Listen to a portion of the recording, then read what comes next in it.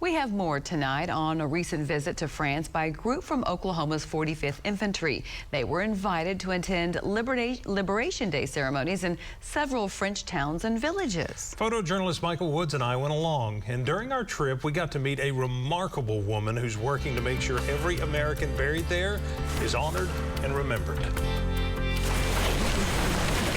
It's hard to find the right words to describe the feeling you get when visiting the American cemetery in Epinal, France. Solemn, peaceful, and powerful. Absolute sacrifice and sadness. Words seem inadequate for the more than 5,000 Americans buried here on this 48-acre site in the foothills of the Vosges Mountains in eastern France.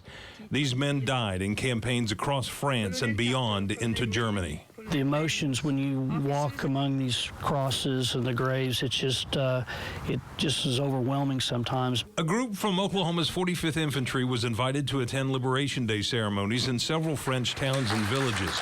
But these Oklahomans also have time to see battlefields where their forefathers fought. It's an honor to be here. It's extremely humbling to be able to follow in their footsteps.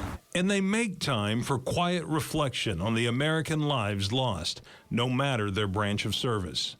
The American Cemetery here in Epinal, France, also honors those who are missing, including 22-year-old Staff Sergeant Leroy Taylor, who went to Fairview High School. Sergeant Fred Ackerley is also listed on the tablets of the missing. He lived in Tulsa with his mother Pearl when he enlisted and was killed in the second phase of the Battle of the Bulge. The French people appreciate the sacrifices on their behalf. They remember that the American soldiers came.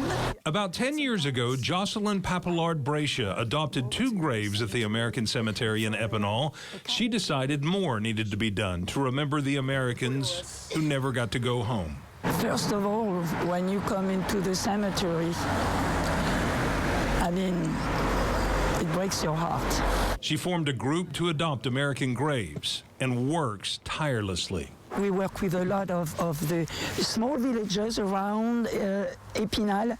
All of them have adopted soldiers from the 45th. Jocelyn's group also works with schools to adopt graves, arranges school field trips to the cemetery, and helps to put up monuments and plaques honoring American soldiers. It's almost inconceivable how much they remember and how every town sets up memorials to the 45th and plaques to the 45th. You see Thunderbirds everywhere. The group was instrumental in coordinating the visit from the delegation from Oklahoma. Craig, I don't think I would be here without Jocelyn's group. They started a movement. That movement has now grown to more than 2,500 graves being adopted. It's a labor of love. It's not, they're not doing it as a job. This is all volunteer work for them. They're doing it because they want to remember. Jocelyn also wants to reinforce relationships between French and American families, especially families who lost loved ones in the war. We owe it to the boys, but we owe it to the American family who gave them their boys for the liberation of France. If you'd like to help Jocelyn's organization, U.S. Memory Grand Est France, just go to their Facebook page to learn more information.